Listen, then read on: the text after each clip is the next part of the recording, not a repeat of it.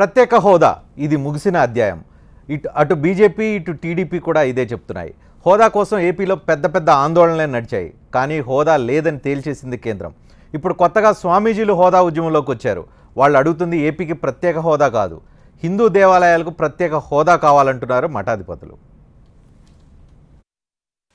తిరుమల వెంకన్న, శ్రీశైలం మల్లన్న, సింహాచలం అప్పన్న, అన్నవరం సత్యన్న, శ్రీ కాణిపాకం వినాయకుడు, భద్రాద్రి రాముడు, యాదాద్రి నరసింహుడు, వేములవాడ రాజన్న, బాసర సరస్వతి, బెజవాడ దుర్గమ్మ ఇలాంటి ప్రముఖ పుణ్యక్షేత్రాలు తెలుగు రాష్ట్రాల్లో ఇంకా చాలానే ఉన్నాయి. ఇవే కాకుండా ప్రతి జిల్లాలోనూ ప్రసిద్ధి చెందిన ఆలయాలు వేలల్లో ఉన్నాయి. ఈ ఆలయాలన్నింటికీ కమిటీలు, బోర్డులు ఉన్నాయి. వీటన్నింటిలోనూ సభ్యులు రాజకీయ నేతలే. తాజాగా టీటీడీ బోర్డు చైర్మన్ పదవి కోసం తెలుగుదేశం పార్టీలో 2 ఎంపీలు గట్టిగా పోటీ పడుతున్నారు. తెలుగు రాష్ట్రాల్లో దాదాపు 35,000కు పైగానే ఆలయాలున్నాయి. వీటిల్లో ఆదాయం ఎక్కువగా ఉన్నవి కేవలం ఓ 5-6 వేలే ఉంటాయన్నది స్వామీజీల సమాచారం. ఆదాయం బాగా ఉన్న దేవాలయాలు రాజకీయ పునరావాస కేంద్రాలుగా మారాయన్నది పీఠాధిపతుల ఆరోపణ. ఆలయాలకు ప్రధాన ఆదాయ వనరు హుండీల్లో భక్తులు వేసే కానుకలు. కొంతమంది విరాళాలు కూడా ఇస్తారు. మరికొన్ని ఆలయాలకు కౌలు ఆదాయం కూడా వస్తుంది. ఇలాంటి దేవాలయాల్లో పనిచేసే సిబ్బందికి భక్తులే మొదటి ప్రాధాన్యతగా ఉండాలి. కానీ చాలా ఆలయాలు రాజకీయ నేతలకు అడ్డాగా మారుతున్నాయన్నది స్వామీజీల ఆరోపణ. కమిషనర్ నుంచి కింది స్థాయి సిబ్బంది వరకు ప్రతి ఒక్కరూ ఆలయ కమిటీ చైర్మన్గా, సభ్యులుగా ఉండేవారికి ఊడిగం చేస్తున్నారని విమర్శిస్తున్నారు పీఠాధిపతులు. దేవుడి కంటే నేతలకే ఎక్కువ ప్రాధాన్యత ఇస్తున్నారని తప్పుపడుతున్నారు. ఇలాంటి ఆలయాల్లో దేవుడికి జరిగే పూజల నుంచి భక్తులకు కల్పించే ఏర్పాట్ల వరకు అన్నీ రాజకీయ ప్రమేయంతోనే జరుగుతున్నాయన్నది స్వామీజీల విమర్శ. అందుకే రాజకీయాలకు సంబంధం లేని, పార్టీలతో ప్రమేయం లేని వ్యక్తులు ఆలయ కమిటీల్లో ఉండాలని డిమాండ్ చేస్తున్నారు పీఠాధిపతులు. సాధువుల్ని, సన్యాసుల్ని స్థాయి ఉండి చట్టం తెలిసి బాగా పూజలు పురస్కారాలు నిర్వహించగలరు, నిర్వహించేటువంటి మార్గదర్శకాలని రూపొందించగలరు అనుకున్న వాళ్ళని మాత్రమే దేవాదాయ చట్ట పరిధిలోకి తీసుకొచ్చి వారిని మాత్రమే అధ్యక్షులుగా నియామకం చేస్తే దేవాలయాలకి ఆదాయం సంగతి ఎట్టయినా ముందు పూజలు పురస్కారాలు సక్రమంగా జరిగేటువంటి అవకాశం ఉంది. మసీదులు, చర్చిల విషయంలో లేని రాజకీయ జోక్యం హిందూ దేవాలయాల్లో ఎందుకుంటోందని ప్రశ్నిస్తున్నారు స్వామీజీలు. అందుకే హిందూ ఆలయాలకు ప్రత్యేక హోదా కావాలంటున్నారు పీఠాధిపతులు. ఇప్పుడు దేవాదాయ ధర్మాదాయ శాఖలో వాళ్ళకి భక్తులు యజమానులు కావాలి. కానీ ఏ పార్టీ అధికారంలోకి వస్తే, ఏ రాజకీయ నాయకుడు అక్కడ కనుక కాలు మోపితే వాళ్లే వాళ్ళకి దేవుడి కంటే ఎక్కువగా వాళ్ళనే అనుసరిస్తుంటారు. క్రైస్తవ మతానికి సంబంధించినటువంటి చర్చిలు, ఆస్తులు, భూములు వాటి జోలికి మీరు వెళ్ళరు. దానికి ప్రభుత్వం ఏమాత్రం జోక్యం చేసుకోదు. మహమ్మదీయులకు ఉన్నటువంటి వక్ఫ్ బోర్డు ఏదైతే ఉందో అది నామమాత్రంగా మీరు ఏదో 1%, 2% దాంట్లో జోక్యం చేసుకుని సంతకాలు వాళ్ళు చెప్పినట్టుగా పెట్టేసి మీరు పక్కకు తప్పుకుంటారు. కానీ హిందూ దేవాలయాల విషయానికి వచ్చేటప్పటికి ఏమాత్రము హిందువులు మాట్లాడనివ్వకుండా, హిందువుల గొంతు నొక్కి, హిందువులకు ఏ ప్రమేయం లేకుండా ఏదో మీకు ఇష్టం ఉన్నటువంటి వాళ్ళని మీరు తీసుకొచ్చి పెట్టి యథేచ్ఛగా మీరు దాన్ని పరిపాలన సాగిస్తున్నారు. తెలుగు రాష్ట్రాల్లోని హిందూ దేవాలయాలన్నింటిలోనూ రాజకీయ జోక్యాన్ని నివారించాలని డిమాండ్ చేస్తున్నారు వీళ్లు. లేదంటే అంతా కలిసి హోదా పోరాటం చేస్తామని హెచ్చరిస్తున్నారు పీఠాధిపతులు, స్వామీజీలు.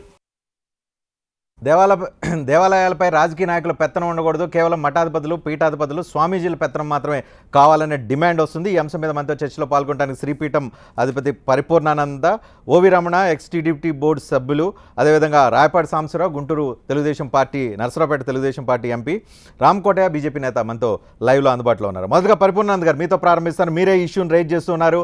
రాజకీయ నాయకులు ఆధిపత్యం ఉండొద్దు అని అంటూ ఉన్నారు.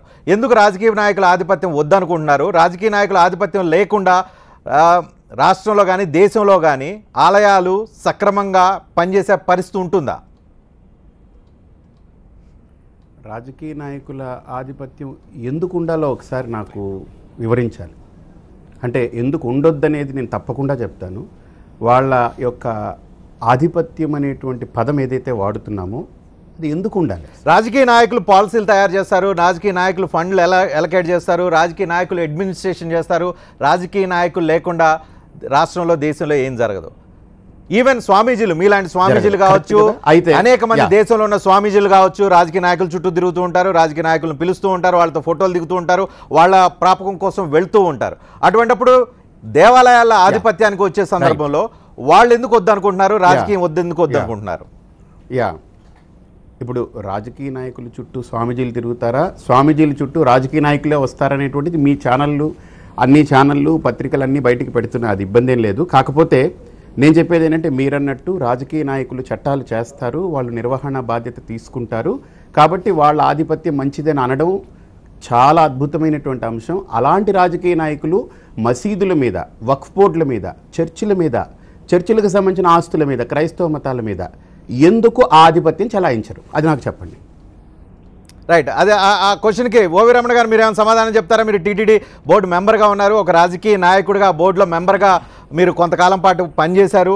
మీరు ఎందుకు వక్ఫ్ బోర్డుల మీద, లేకపోతే మసీదుల మీద, చర్చిల మీద, వాటి మీద లేని ఆధిపత్యం, రాజకీయ నాయకులకి వాటికి లేని ఇన్వాల్వ్మెంట్, ఆధిపత్యం కేవలం ఎందుకు హిందూ టెంపుల్స్ మీదే చూపిస్తూ ఉన్నారు? ఎందుకు కావాలి హిందూ టెంపుల్స్ మీద ఆధిపత్యం?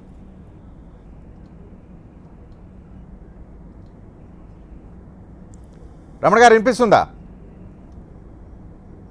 ఇప్పుడు వినిపిస్తుంది. హిందూ టెంపుల్స్ మీద ఎందుకు ఆధిపత్యం కావాలి? మసీదుల మీద, వక్ఫ్ బోర్డుల మీద, లేదంటే చర్చిల మీద లేని ఆధిపత్యం ఇక్కడ ఎందుకు కావాలి? స్వామీజీ బహుశా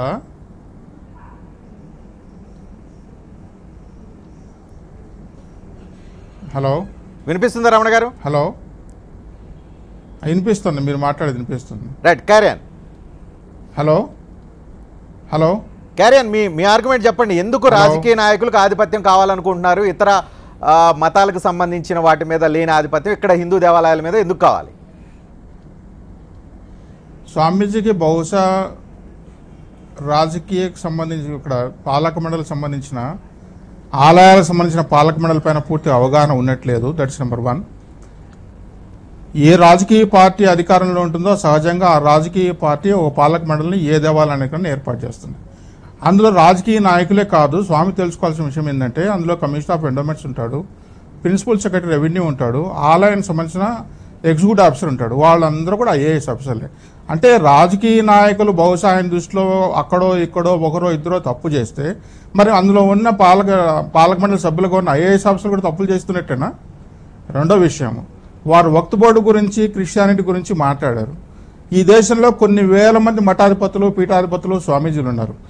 వక్ఫ్ బోర్డులో కానీ, క్రిస్టియానిటీలో కానీ, ఎక్కడ కానీ ఈ ప్రపంచంలో ఒక ముస్లిం సోదరుని కానీ, ఎవరన్నా కానీ ఇస్లామిక్ గురించి వ్యతిరేకం కానీ, ఇస్లామిక్ సంబంధించిన భావాలు కానీ, ఇస్లామిక్ సంబంధించిన ఎటువంటి కార్యక్రమాలైనా వ్యతిరేకంగా చేసిన సందర్భం ఒక్కటంటే ఒకటి ఉందా? ఏ ముస్లిం ఇక్కడి నుంచి ప్రపంచవ్యాప్తంగా.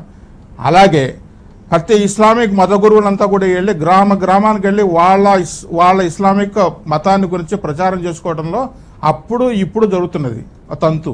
క్రిస్టియానిటీ అయితే మీకు బాగా తెలుసు, ప్రపంచవ్యాప్తంగా క్రిస్టియానిటీ అంతా ఒకటే అని వాళ్ళు మాట్లాడుతున్నారు. మత గురువులు వెళ్తారు, ప్రపంచంగా క్రిస్టియానిటీ గొప్పతనం గురించి చెప్తుంటారు. హిందువులను క్రిస్టియానిటీ చేర్చుకున్న సందర్భాలు ఉన్నాయి, హిందువుల్ని ముస్లింలు చేర్చుకున్న సందర్భాలు ఉన్నాయి.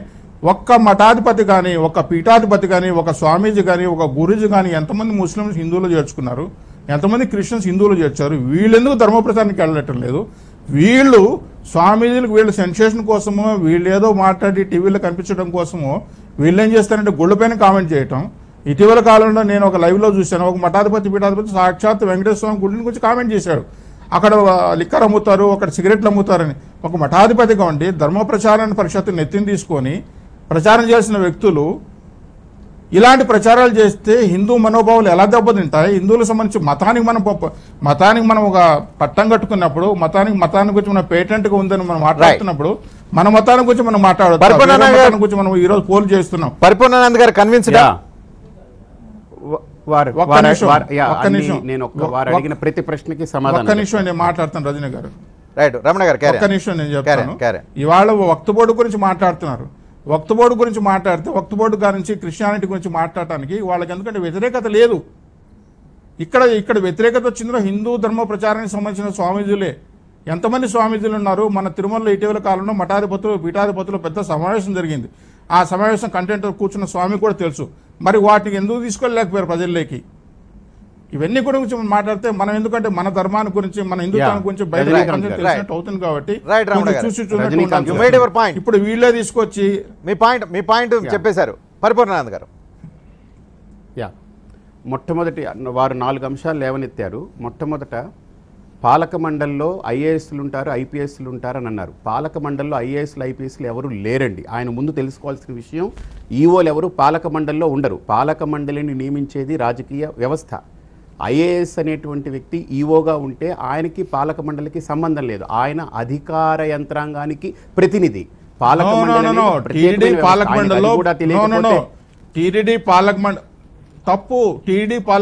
ప్రిన్సిపల్ సెక్రటరీ కాదు. మీరు నన్ను ఒక్కసారి కమిషనర్ ఒక్కసారి నేను చెప్పేది నన్ను ఒక్కసారి చెప్పనివ్వండి. వాళ్ళందరూ కూడా పాలక మండలి లాగా ప్రభుత్వము ఏర్పాటు చేసినటువంటిది కాదు. రాజకీయ పార్టీ పోతే రాజకీయ పార్టీలో తెలుగుదేశం పార్టీ వాళ్ళు రాజకీయ నాయకులు ఉంటే వాళ్ళని మెంబర్లుగా వేస్తారు. కానీ అప్పుడు ఐఏఎస్ అధికారులు ఐపీఎస్ అధికారులు అలా వేరు, పార్టీల పరంగా వేరు. అది ఫస్ట్ ఆఫ్ ఆల్ మనం క్లారిటీ తెచ్చుకోవాలి. రెండోది ఏంటంటే ఏ పార్టీ మారితే ఆ పార్టీ ఒక పాలక మండలి వేస్తుంది. అది సబబది సహజం. కాబట్టి ఐఏఎస్ని లేకపోతే ఈఓల్ని ఎగ్జిక్యూటివ్ ఆఫీసర్ని మీరు రాజకీయ పక్షంతో పోల్చొద్దు. వాళ్ళు వేరే, వాళ్ళ అఫీషియల్ మెంబర్స్ వాళ్ళు. కాబట్టి స్పష్టత ఉండాలి. స్వామి ఒక్క నిమిషం మాట్లాడివ్వండి. నేను ఒక్క నిమిషమే ఒకే ఒక సెకండ్ మీతో మాట్లాడతాను. నేనేం చెప్పబోయేది ఏంటంటే స్వామీజీ నేను ఒకటి మాట్లాడబోయేది ఏంటంటే చెప్పండి. రాజకీయాలు అంటే మీ ఉద్దేశంలో పాలక మండలి రాజకీయ ఒత్తిళ్లకు పాలక మండలి లొంగుతున్నాయి, రాజకీయ ఒత్తిళ్లకు పాలక మండలి పనిచేస్తున్నాయని చెప్పిన దానికి నేను చెప్తున్నాను. అంటే రాజకీయ ఒత్తిళ్లకు పాలక మండలి రమణ గారు రాజకీయ నాయకుల వల్ల ఆలయాల ఆస్తులు పాడైపోతున్నాయి, రాజకీయ నాయకుల వల్ల అడ్మినిస్ట్రేషన్ పోతుంది, రాజకీయ నాయకుల వల్ల ఆలయాల్లో ఏవైతే జరగాల్సిన ప్రాపర్ పద్ధతులు ఉన్నాయో అవి సక్రమంగా జరగటలేదు. కాబట్టి రాజకీయ నాయకుల ఆధిపత్యం ఆలయాల్లో ఉండకూడదు అనేది పాయింట్. అంగీకరిస్తారా? రజనీకాంత్ గారు ఒక్క మాట నన్ను ఒక్కసారి మాట్లాడినివ్వండి. రాజకీయ ఒత్తిళ్లకు లోబడే జరుగుతుంది అనేటువంటిది తప్పనంటారు ఆయన. కానీ నేను దాన్ని ఖండిస్తున్నాను. ఎందుకనంటే ఇటీవల కాలంలో తిరుమల తిరుపతి దేవస్థానంలో స్వామీజీలందరూ కలిపి నిర్వహించుకునేటువంటి ధార్మిక సదస్సు ఏర్పాటు చేయాలని డేటు ఖరారు చేసి మా అందరికీ లెటర్లు రాసిన తర్వాత సరిగ్గా 3 రోజుల ముందు ఢిల్లీ నుంచి కబురు వచ్చింది, మీది పెట్టకూడదని చెప్పారు, స్వామీజీలు ఎవరు కలవకూడదని చెప్పారని ఒక తీర్మానం వస్తే పీవీఆర్కే ప్రసాద్ గారు స్వయంగా మా అందరికీ ఫోన్లు చేసి మీరెవరు రావద్దండి అన్నారు. స్వామీజీల ఏర్పాటు ధార్మిక సదస్సు ఏర్పాటు చేసుకునే విషయాన్ని ఢిల్లీలో ఎలా నిర్ణయిస్తారండి? ఢిల్లీ వాళ్ళు చెప్పేస్తే ఇక్కడ అమలు చేస్తున్నారంటే మరి రాజకీయ ఒత్తిళ్లు కావా? అవి మీకు కనపడట్లేదా? అది ఎందుకు దాన్ని క్యాన్సిల్ చేశారు? ఒకసారి తీయండి ఆ రికార్డ్స్ అన్ని. కానీ సదస్సుకు సంబంధించిందో ఆ అంశాలను బేస్ చేసుకొని ఓవరాల్ గా రాజకీయ నాయకులు వద్దని మీరు అభిప్రాయమా, లేదంటే రాజకీయ వ్యవస్థ వల్ల ఆలయాలు భ్రష్టపడుతున్నాయి అనేది పాయింటా? ఒక్క మాట నేను ఎప్పుడూ కూడా రాజకీయ నాయకుల వల్ల భ్రష్టు పట్టిందని ఏ రోజు ఏ టీవీ స్టేట్మెంట్లోనూ ఇవ్వలేదు. First thing. రెండోది ఏంటనంటే నేను మొన్న మాట్లాడినప్పుడు స్పష్టంగా మాట్లాడాను. అది కూడా వారు తెలుసుకోవాలి.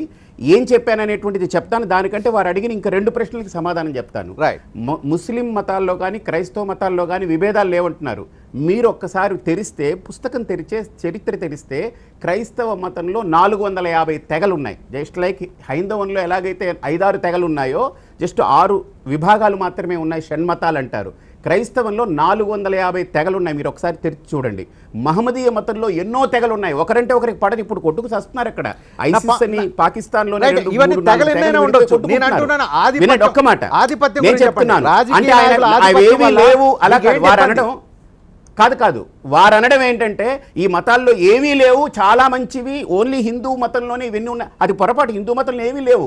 హిందువులు గొప్పవాళ్ళు కాబట్టి మహమ్మదీయులు క్రైస్తవులు సమానంగా చూస్తున్నా, అందరినీ గౌరవిస్తున్నారు. ఒక చిన్న డౌట్ క్లారిఫై అంశం చెప్తున్నాను. మూడో అంశం చెప్తున్నాను.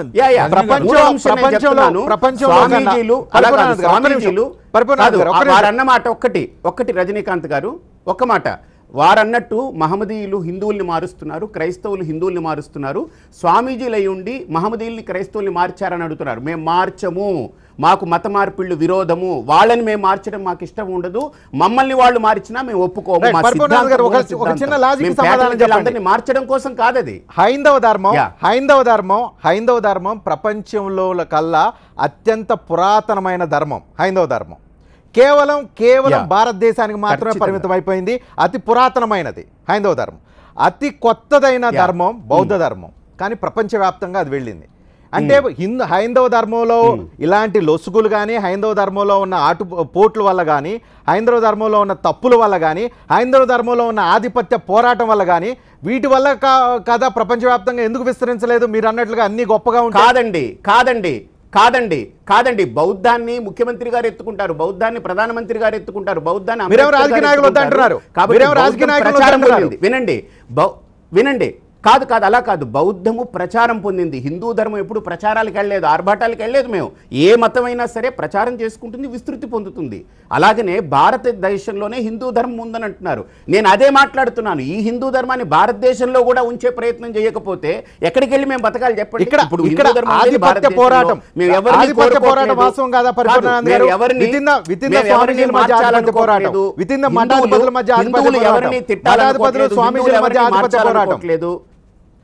మళ్ళీ మఠాధిపతులు స్వామీజీలు వీళ్ళందరితో పోల్చుకొని రాజకీయ నాయకులతో ఆధిపత్య పోరాటం ఎక్కడుంది? ఇప్పుడు మేమందరం, ఇప్పుడు జిఆర్ స్వామి వారు ఉన్నారు, మంత్రాలయం స్వామీజీ ఉన్నారు, శృంగేరి స్వామి, మేమందరం కలిసి హిందూ ధర్మాచార్య ప్రతిష్టానాన్ని పెట్టాం. వైష్ణవులకి శైవులకి మధ్య గొడవలు జరగట్లేదా? ఆధిపత్య పోరాటం ఏం లేదే. తిరుమలలో ఏది నడవాలనే దాని మీద ఆధిపత్య పోరాటం నడవట్లేదా? గొడవలు జరగట్లేదా? స్టేట్మెంట్లు, వివాదాస్పదమైన స్టేట్మెంట్లు ఉండలేదా?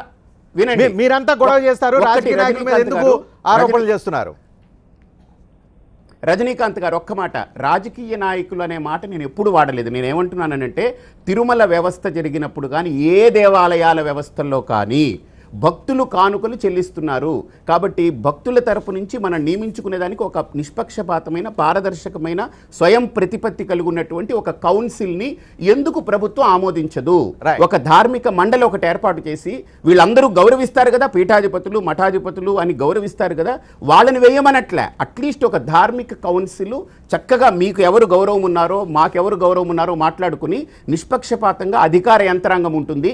పాలక మండలి ఎలాగ ఏ రాజకీయ పార్టీ ఉంటుందో ఆ రాజకీయ పార్టీ వేసుకొనివ్వండి, తప్పు కాదు, రెండు ఉండనివ్వండి. కానీ మూడవదైనటువంటి నిష్పక్షపాతమైనటువంటి ఒక ధార్మిక కౌన్సిల్ ఒకటి ఏర్పాటు చేయండి మహాప్రభు. వారు ఉంటే మంచిది. లేకపోతే ప్రతిరోజు టీవీలో టీటీడీని తిట్టిపోస్తారు, ప్రతిరోజు శ్రీశైలంలో ఇన్ని జరిగిందని మేమనట్లే. టీవీల్లో, ఛానల్లో, పేపర్లో రోజు వస్తున్నాయి. వాటిని అరికట్టాలంటే ఇంకొక కమిటీ ఒకటి వేయండి అని అంటున్నాను. రాయపాటి సాంబశివరావు గారు, మీరు తెలుగుదేశం పార్టీ ఎంపీగా ఉన్నారు, మీరు టీటీడీ బోర్డు చైర్మన్ గా కావాలనేది మీరు చిరకాల వాంఛ, మీరు డైరెక్ట్ గానే ఎక్స్ప్రెస్ చేస్తున్నారు. కానీ రాజకీయ నాయకులు ఈ ఆలయాలకు సంబంధించిన ఆధిపత్యం రాజకీయ నాయకులకు వద్దు, వాళ్ళు ఉండటం వల్ల ఆలయాల్లో చాలా నష్టం జరుగుతుంది, ఆలయాలు భ్రష్టు పడుతున్నాయని ఒక ఆర్గ్యుమెంట్ కొంతమంది స్వామీజీల దగ్గర నుంచి వస్తుంది. మీరు ఒక రాజకీయ నాయకుడిగా, మీరు ఒక టీటీడీ బోర్డు చైర్మన్ ఎక్స్పెక్ట్ చేస్తున్న నాయకుడిగా మీరు ఈ విషయాన్ని మీద ఏం క్లారిటీ ఇవ్వగలుగుతారు? రాజకీయ నాయకుల వల్ల నష్టం జరగట్లేదని ఏ రకంగా చెప్పగలుగుతారు?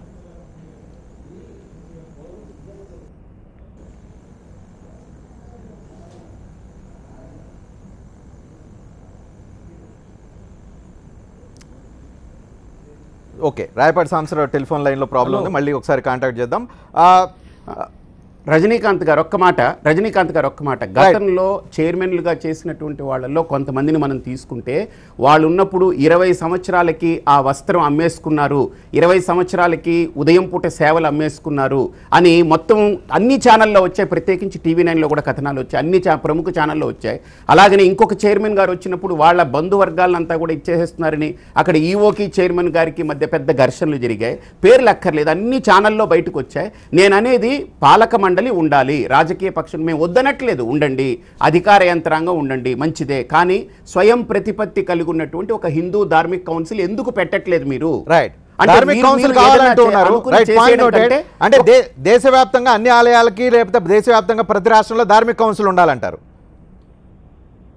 ఖచ్చితంగా ఉండి తీరాలి. రైట్. సో ఖచ్చితంగా నార్త్లో మందిరాలు కానీ ఏవైనా సరే ధార్మిక్ కౌన్సిల్ ఉంది, మీరు చూసుకోండి. ఇక్కడ మన ఆంధ్ర తెలంగాణ ప్రాంతాల్లోనే ధార్మిక్ కౌన్సిల్ అనేది లేదు. ఏం జరుగుతుందో తెలియట్లేదు. టీవీల్లో గందరగోళాలు వచ్చేస్తున్నాయి. ఈ దేవాలయంలో భూములు ఇంత అమ్మేశారు, గోవుల్ని ఇలా తోలేశారు, లేకపోతే అక్కడ జరగట్లేదు, అక్కడ బంగారాలు ఇలా అయిపోయాయి, ఆభరణాలు ఇలా పోయాయి, ఇవన్నీ వస్తున్నాయి కదా. ఒక ధార్మిక కౌన్సిల్ ఒకటి ఉంటే స్వామీజీలు ఉండాలని నేను అనట్లేదు. స్వామీజీలు వద్దు, స్వామీజీలు వద్దు, ఎందుకంటే మేము స్వామీజీలు మాకు వద్దు అందులో. కాకపోతే ఒక హిందూ ధార్మిక కౌన్సిల్ స్వయం ప్రతిపత్తి కలిగింది పెట్టండి. రమణ గారు స్వామి ఒక్క నిమిషం, మీరు ఒక 3 నిమిషాలు అయితే నేను చెప్తాను. రమణ గారు చెప్పండి. స్వామి చెప్పిన విషయాలు స్వామి మీకు ఫస్ట్ మీరంటే అత్యంత గౌరవము, మీ పట్ల మాకు ఎలాంటి ఇది లేదు, కానీ కొన్ని విషయాలు మీరు తెలుసుకోవాల్సిన విషయం ఉంది.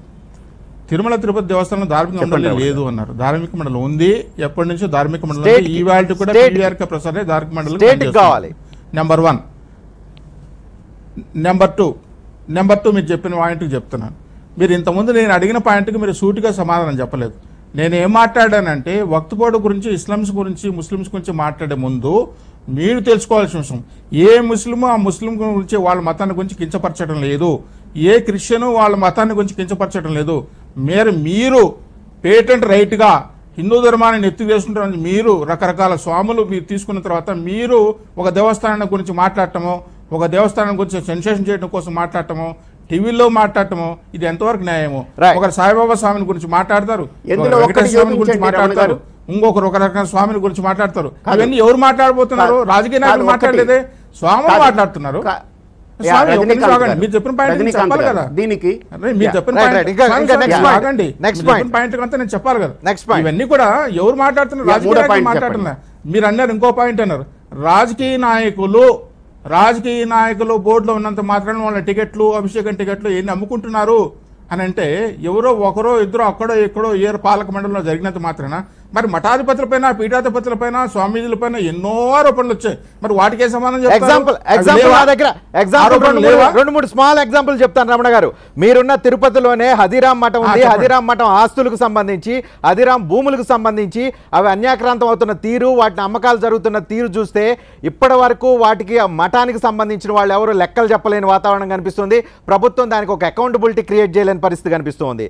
మంత్రాలయానికి సంబంధించిన, మఠానికి సంబంధించి బడ్జెట్ కావాలని రాష్ట్ర ప్రభుత్వాల నుంచి ముక్కుపిండి కేటాయించుకునే మఠం ఇప్పటి వరకు ఆ మఠానికి వస్తున్న ఆదాయం ఎంత, వాటికి సంబంధించి లెక్కలు చెప్పలేని పరిస్థితి కనిపిస్తుంది.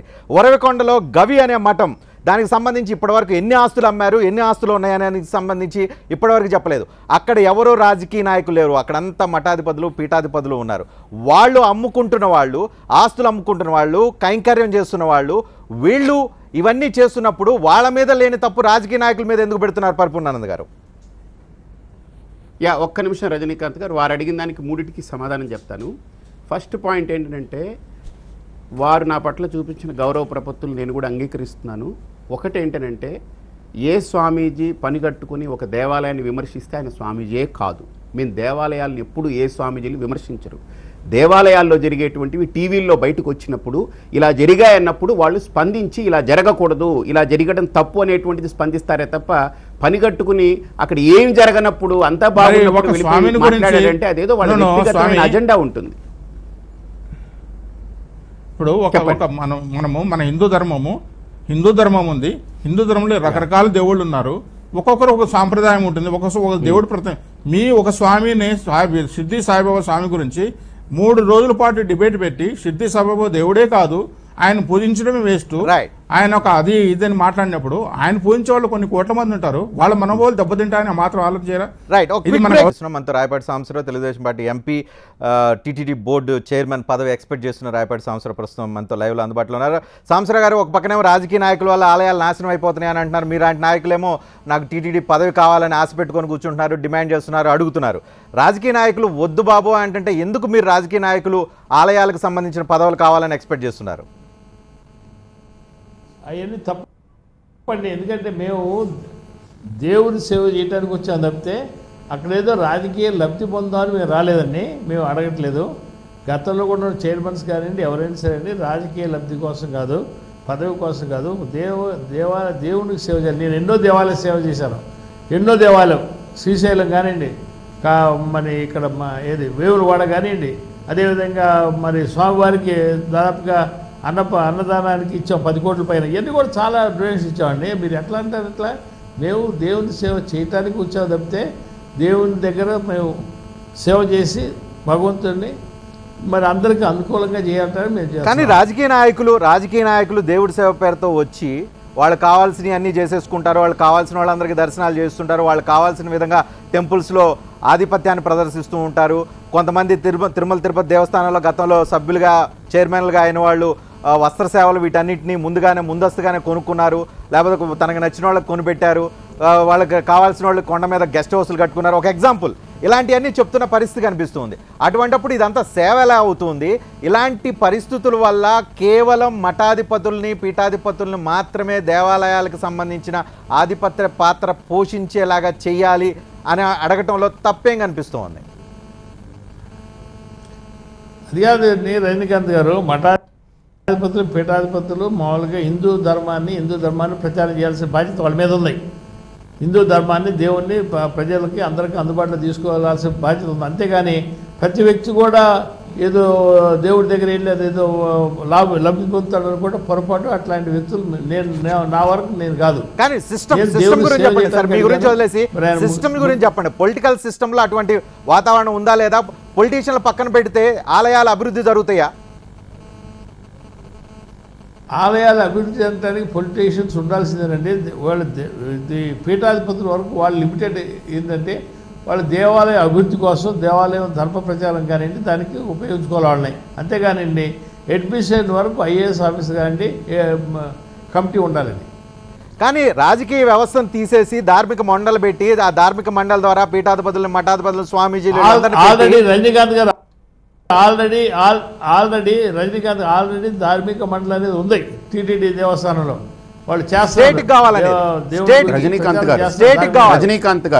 కావాలి ధార్మిక మండలి స్టేట్కి ఒక ధార్మిక మండలి పెట్టి తద్వారా ఆ ధార్మిక మండలి ద్వారా మఠాధిపతులు పీఠాధిపతులు స్వామీజీలకు ఆ బాధ్యత అప్పగించి దేవాలయాలను అప్పగిస్తే ఏ రకంగా ఉండే అవకాశం ఉంది? అభివృద్ధి జరగదా అప్పుడు?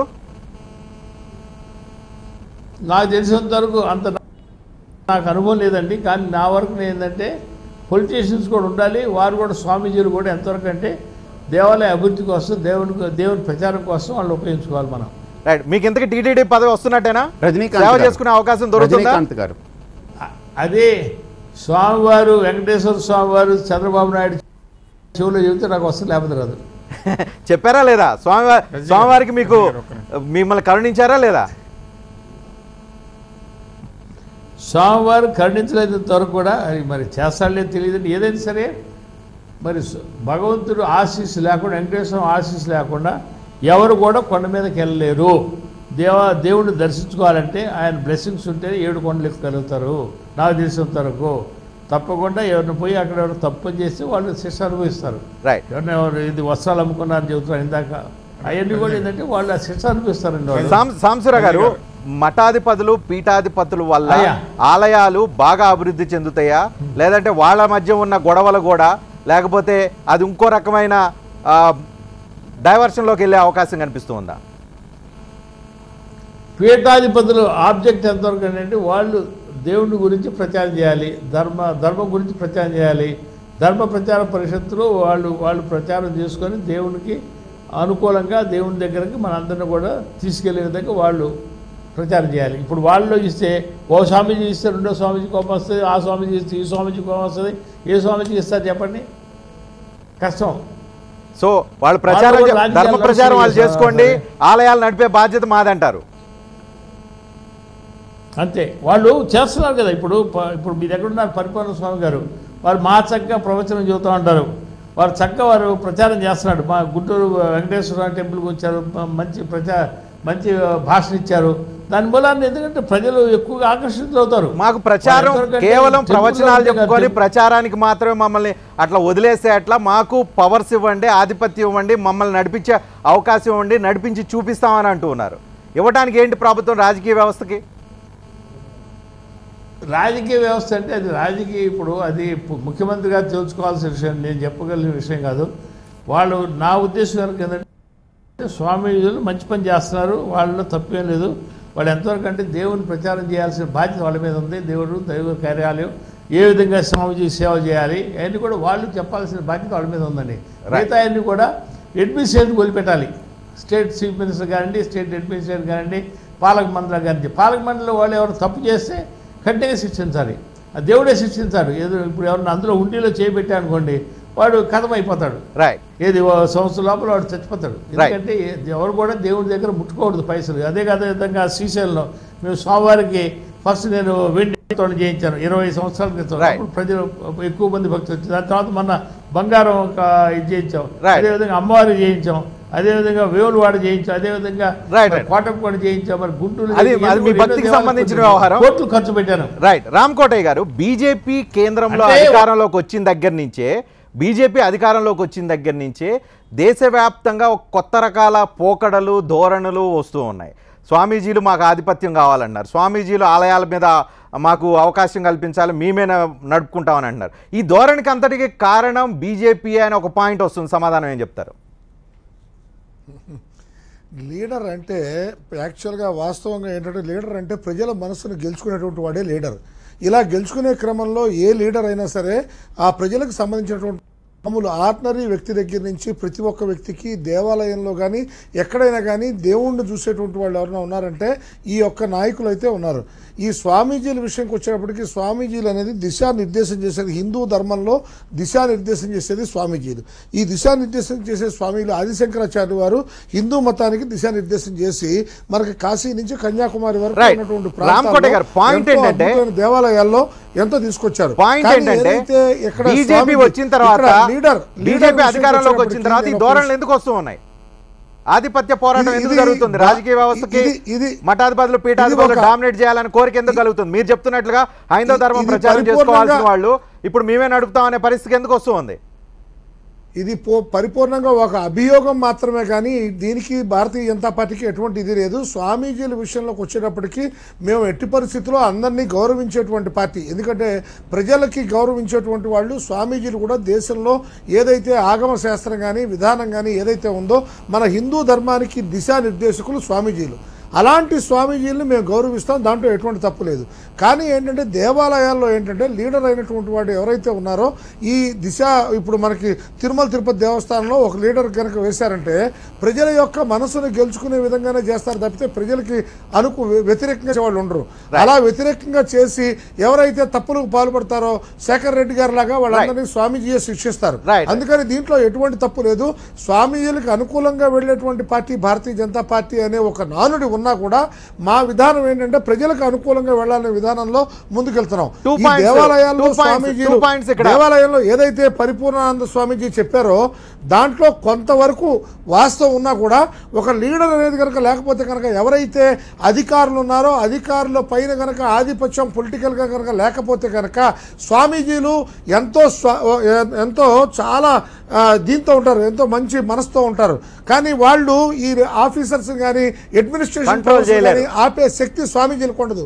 దాన్ని మాత్రమే ఉంటుంది. స్వామీజీలు సాఫ్ట్ గా ఉంటారు, స్వామీజీలు అధికార దర్పాన్ని ప్రయోగించలేరు, కంట్రోల్ చేయలేరు. రజనీకాంత్ గారు ఒక్క మాట నన్ను మాట్లాడనివ్వండి. అసలు ఈ చర్చలో నేను లేవనెత్తిన అంశాన్ని ఏ ఒక్కరూ అర్థం చేసుకోవట్లేదు. ఏంటనంటే రాజకీయ నాయకులు ఉండకూడదు, అధికారం చేసే ఈవోలు ఉండకూడదని మేము ఎప్పుడు అనలేదే. ఎవరన్నారు ఆ మాట? రాజకీయ పక్షం నుంచి పాలక మండలి ఉండాలి, అలాగనే అధికారం పక్షం నుంచి ఈవోలు అడ్మినిస్ట్రేటివ్ పక్షం ఉండాలి. కానీ ఈ రెండిటితో పాటు ఒక హిందూ ధార్మిక్ కౌన్సిల్ పెట్టండి. ఆ కౌన్సిల్లో ఎవరు స్వామీజీలు వద్దు, స్వామీజీలకి చాలా పనులు ఉన్నాయి. స్వామీజీలందరూ కూడా ఆలోచించి అర్థం చేసుకుని ఎవరైతే యోగ్యులో రిటైర్ అయినటువంటి ఐఏఎస్లు కానీ ఐపీఎస్లు కానీ వీళ్ళందరూ ఉన్నారో వాళ్ళందరితోటి హిందూ ధార్మిక్ కౌన్సిల్ పెట్టండి అని అన్నాం. అంతేకాకుండా ఇందాక ఒక మాట అన్నారు, తిరుపతికి ధార్మిక్ కౌన్సిల్ లేదండి. తిరుపతికి అది హిందూ ధర్మ ప్రచార పరిషత్. అంటే తిరుపతి మొత్తం మీద జరిగినటువంటి ఆదాయం వచ్చిన దాంట్లో 10% తీసుకుని ఆ దాన్ని ఎలాగ ధర్మ ప్రచారం చేయడానికే తప్ప అక్కడ పెట్టింది పాలక మండలికి అధికార యంత్రాంగానికి దీటుగా హిందూ ధార్మిక్ కౌన్సిల్ లేవు. అందుకనే హిందూ ధార్మిక్ కౌన్సిల్ వస్తే ఖచ్చితంగా అక్కడ అవకతవకలు జరుగుతున్నప్పుడల్లా టీవీలు గొంతెత్తి అరవక్కర్లేదు, వాళ్ళే అక్కడ ఉంటారు చెప్తుంటారండి. వినండి, ఒక్క మాట. ఒక్క మాట రజనీకాంత్ గారు ఒక్క మాట, స్వామీజీలు దీనికి పెద్దగా ఉపయోగపడరు అనేటువంటిది మాట్లాడేది వీళ్ళందరూ విత్డ్రా చేసుకోవాలి. ఎందుకంటే ఈరోజు యోగి ఆదిత్యనాథ్ చీఫ్ మినిస్టర్ అని మొత్తం ప్రపంచంలో అన్ని మీడియాలు కూస్తున్నాయి, అన్ని పేపర్లు కూస్తున్నాయి. ఆయన చేసినట్టు 20 గంటలు పనిచేస్తున్నాడు. కాబట్టి స్వామీజీలకు చేతగాదనడం చేతగానితనం యొక్క నిదర్శనం, అది అందరి యొక్క నిదర్శనం. అలా అనొద్దు, అందరినీ ఒక ఘాటాన్ని కట్టకండి. వివేకానంద మనం గౌరవిస్తాం, ఆయన కంటే పెద్ద లీడర్లు ఎవరు లేరండి. శంకరాచార్యుల కంటే వివేకానందుడి కంటే ఎవరు పెద్ద లీడర్లు లేరండి ఇక్కడ దేశంలో. కాబట్టి వాళ్ళని లీడర్లుగా అంగీకరించిన దేశం ఇది. కాబట్టి కేవలం ఖద్దరు ఇప్పుడు వచ్చిందే కానీ కాషాయమే లీడర్షిప్ వహించింది. జాతికి కాషాయమే లీడర్షిప్ వహించింది. కాబట్టి నేను అనేది స్వామీజీలు వద్దు, స్వామీజీలని పాలక మండలిలో దీంట్లో జూర్చొద్దు, వాళ్ళకి వ్యవహారం వద్దు. కానీ స్వామీజీల యొక్క ప్రోద్బలంతో ఎవరైతే గౌరవప్రదమైన శృంగేరి ఉంది, కంచి ఉంది, లేకపోతే వైష్ణవ మఠాలు ఉన్నాయి, మధ్వ మఠాలు ఉన్నాయి, ఎన్నో ఈ పీఠాల యొక్క సమన్వయంతో హిందూ ధర్మాచార్య ప్రతిష్టానం ఒకటి ఏర్పడింది. వాళ్ళ ప్రోద్బలంతో రిటైర్డ్ ఐఏఎస్లు, ఐపీఎస్లు, ఐఆర్ఎస్లు, జ్యుడిషియల్ వాళ్ళలో ఎంతోమంది యోగ్యులు రూపాయి ఆశించకుండా ఏది కోరుకోకుండా చిత్తశుద్ధితో సేవ చేయడానికి సిద్ధంగా ఉన్నారు. వాళ్ళతోటి హిందూ ధార్మిక్ కౌన్సిల్ ఒకటి ఏర్పాటు చేస్తాం. మీరు ఎందుకు దానివల్ల మీరు ఇంకా మంచిదేగా జరుగుతుంది, ఏ తప్పులు జరగకుండా ఇంకా మేము కూడా మీకు సహకరిస్తామంటున్నాం కదా. ఎందుకు దీన్ని రానివ్వడానికి ఎందుకు అర్థం చేసుకోవట్లేదు? ధార్మిక మండలిలో ఉండరు, నేను స్పష్టంగా చెప్తున్నాను. రామకోట గారు, స్వామీజీ నేను ఒకే ఒక విషయాన్ని మీకు చెప్పదలుచుకున్నాను. మీరంటే నాకు అత్యంత గౌరవం, మిమ్మల్ని ఎప్పుడు ఫాలో అవుతూ ఉంటాను. కానీ మీ ముందు ఉంచుతున్నాను స్వామీజీ. ఏంటంటే ఒక సామాన్యమైనటువంటి మానవుడు వస్తే స్వామీజీ దగ్గరికి వస్తే మీతో ఉన్నటువంటి విధానంలో కానీ, ఒక రాజకీయ నాయకుడు వస్తే వాళ్ళకు ఉన్నటువంటి కష్టం సుఖం చెప్పుకోవటం కానీ, గ్రామాల్లో ఉండే విషయాలు మీరు ఏదైతే మఠాలకు ఆధిపత్యం వహిస్తున్నారో ఆ మఠాలకు సంబంధించినంత వరకు మేమంతా మీ దగ్గరికి వచ్చి మీ దగ్గర నుంచి మేము అన్ని నేర్చుకుంటున్నాం, అన్ని విధానాలని ఫాలో అవుతున్నాం. ఎక్కడైతే అడ్మినిస్ట్రేషన్ పవర్స్ ఉన్నాయో వాటి మీద మేము చేయటం కోసం అక్కడ మాకున్నటువంటి అవకాశంలో అడ్మినిస్ట్రేషన్లో ఈ పొలిటికల్ ఇంటర్ఫీరెన్స్ అవసరం అవుతుంది. ఎందుకంటే డిసిషన్ తీసుకునే పవర్ పొలిటికల్ గానే ఆ తెలివితేటలు. రాజకీయ నాయకుడు అంటే సపరేట్ గా మేము పుట్టలేదు. ఎవరికైతే దైవం పట్ల గౌరవం ఉంటుందో అలాంటి వారిని అక్కడ నియమిస్తున్నారు. నియమించినటువంటి వారు ఎక్కడ తేడా చేసినట్టు ఉంటే కనుక మీరు దాంట్లో మాట్లాడాలి. కానీ వేరే ఏం కాదే. దీంట్లో కూడా మేము కూడా పరిపూర్ణంగా రాజకీయ నాయకులు అనేటువంటి వాళ్ళు ఎక్కడ తప్పు చేసిన విధానాలు ఎక్కడ ఉన్నటువంటి వాళ్ళని కొంతమంది ఎవరో ఒకళ్ళో ఇద్దరో మనకు కనబడుతూ ఉంటారు. కానీ మిగతా చోట్ల ఎక్కడైనా మీరు కనుక అబ్జర్వ్ చేసినట్టయితే ఇప్పుడు తిరుపతి దేవస్థానం దగ్గర స్వామివారే మెట్టెక్కనివ్వరు. అలాంటి పరిస్థితుల్లో మీరు ఈ విధంగా రాజకీయ నాయకుల మీద మీరు ఈ విధంగా యుద్ధం చేయటం అనేది కొద్దిగా బాధాకరంగా ఉంది. మేమంతా మీ ఫాలోయర్స్. రమణ గారు కేవలం ఆలయాలు వాటి ఆస్తులు వాటి ఆదాయం మీద ఆధిపత్యం కోసమే రెండు వ్యవస్థలు, రాజకీయ వ్యవస్థ కావచ్చు, అది స్వామీజీలకు సంబంధించిన వ్యవస్థ కావచ్చు, ఈ రెండు తీవ్రంగా ప్రయత్నాలు చేస్తున్నాయని ఒక పాయింట్ థర్డ్ సెక్షన్ నుంచి వస్తుంది. ఏం సమాధానం చెప్తారు? రజనీ గారు, ఒక్క 2 నిమిషాలు మీరు నాకు అవకాశం అండి. మీరు పాయింట్స్ నేను క్లారిఫై చేస్తాను. ఒకటి, మీరు అన్నారు అంటే నేను ఏ రాజకీయ పార్టీకి ఒత్తాసు పలకటం లేదు. మీరన్న పాయింట్ ఏంటంటే గతంలో చాలా సందర్భాల్లో అభిషేకం టికెట్లు, వస్త్రం టికెట్లు అమ్ముకునే సందర్భాలు చాలా ఉన్నాయి. అది ఈ పార్టీ కాదు, ఆ పార్టీ కాదు, అన్ని పార్టీలు జరిగినాయి. ఒకరో ఇద్దరో చేసినంత మాత్రాన మొత్తం పాలక మండలే బ్రష్ పట్టిపోయినని చెప్పడం సమ్మపు కాదు. ఒకటి, దాని జరిగిన మాట అయితే 100% వాస్తవమే. దాని గురించి కూడా స్వామీజీలు దాన్ని తీసుకోకుండా కూడా ఒక స్వామి అయితే ఆల్మోస్ట్ పవర్ పాయింట్ ప్రజెంటేషనే పెట్టాడు, తిరుపతి నడిబొడ్డులో పెట్టేశాడు. తిరుమలలో వ్యభిచారం జరుగుతుంది, తిరుమలలో బ్రాందీ అమ్ముతున్నారు, తిరుగేట్లో సిగరెట్లు అమ్ముతున్నారు అని చెప్పటం ఎంతవరకు సమంజసము అని ఒకటి మాట్లాడుతున్నాను. రెండోది, స్వామి ఒక మాట అన్నాడు. స్వామి అనేది ఏమిటంటే పాలక మండలిలో మాకు స్థానం కోసం మేము కోరుకోవటం లేదు, మేము ఒక ధార్మిక మండలి కావాలి, ఆ ధారక మండలి స్వాములు లేకపోయినా పర్వాలేదు, రిటైర్డ్ ఐఏఎస్ ఆఫీసర్లు, జడ్జిలు వాళ్ళు ఉంటే మాకు సరిపోతుంది అని చెప్పి. కానీ దీనికి ఒక చట్టం ఉంది, ప్యారలల్గా ఎక్కడ కానీ టీఈడీ యాక్ట్ కానీ ఎండోమెంట్ యాక్ట్ కానీ లేదు. ప్యారలల్గా టీఈడీ బోర్డు ఒకటి ఉంటే ఆ బోర్డు సమాంతరమైన బోర్డు ఇంకోటి ఉండాలని చట్టంలో ఎండోమెంట్స్ యాక్ట్లో లేదు, టీఈడీ యాక్ట్లో లేదు. ధారక మండలి సలహా మండలిని ఒకటి క్రియేట్ చేసుకోవచ్చు. ధారక మండలి సలహా మండలిలో ప్రభుత్వం ఎవరు అనుకుంటే వాళ్ళు వేయచ్చు. ఇవాళ కూడా ధార్మిక సలహా మండలి ఉంది, ఆ సలహా మండలిలో పనిచేస్తున్నారు. జిల్లాకు ధార్మిక సలహా మండలి ఉన్నాయి. ఆ పనిచేసే వాళ్ళు చేసుకున్న కార్యక్రమాలు, పూజా కార్యక్రమాలు, దేవస్థానం కార్యక్రమాలు చేస్తారు. అంత మాత్రం చేత మనము గతంలో అన్ని పాలక మండలిలో పనిచేయలేదు. ప్రతి సంవత్సరం రమణ గారు, నేను గతంలో నా పాయింట్- టీడీపీ గవర్నమెంట్ నా ఉన్నప్పుడు పాయింట్ 6 ఏళ్ళు చెప్పండి. ఆధిపత్య ఒక్క నిమిషం, పోరాటం ఒక్క ఆధిపత్య నిమిషం, పోరాటం ఆస్తులు ఆదాయం కోసమేనా?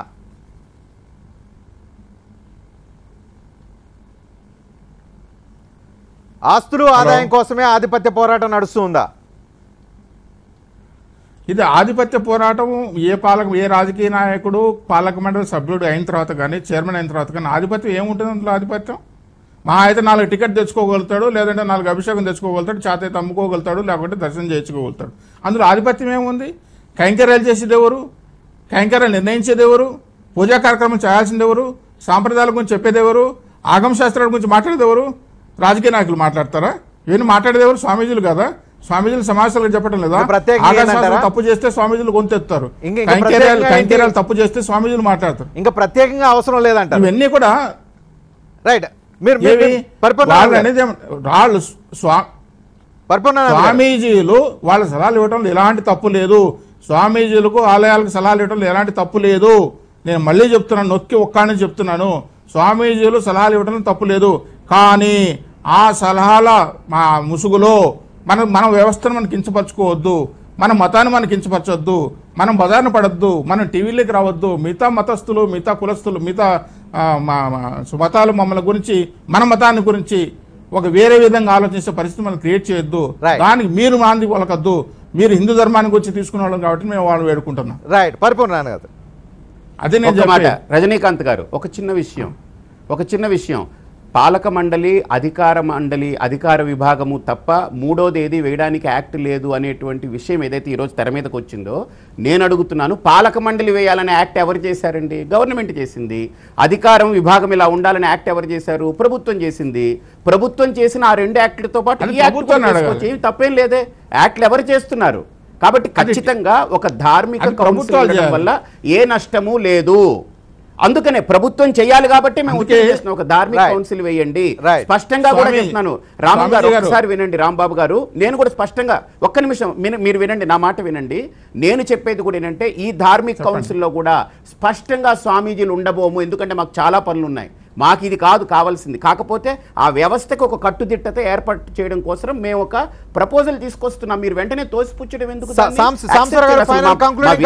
వినండి సాంసర్ గారు, కంక్లూడింగ్ కామెంట్. మీరు పవర్ లో ఉన్నారు, అధికార పార్టీలో ఉన్నారు, ఆలయాల మీద శ్రద్ధ ఉంది, ఆలయాల బాగు గురించి శ్రద్ధ ఉంది. ఇందాక స్వామీజీ ఒక మాట చెప్పారండి. ఉత్తరప్రదేశ్ ముఖ్యమంత్రి గారు దాదాపుగా 18 గంటలు రోజు పనిచేస్తున్నాడు, చాలా చక్కగా చేస్తున్నారు. అదేవిధంగా మన రాష్ట్రంలో ఆంధ్రప్రదేశ్ కూడా చంద్రబాబు నాయుడు గారు రోజుకు 18 గంటలు కాషాయం వేసిన వాళ్ళు బాగా పనిచేస్తున్నారట.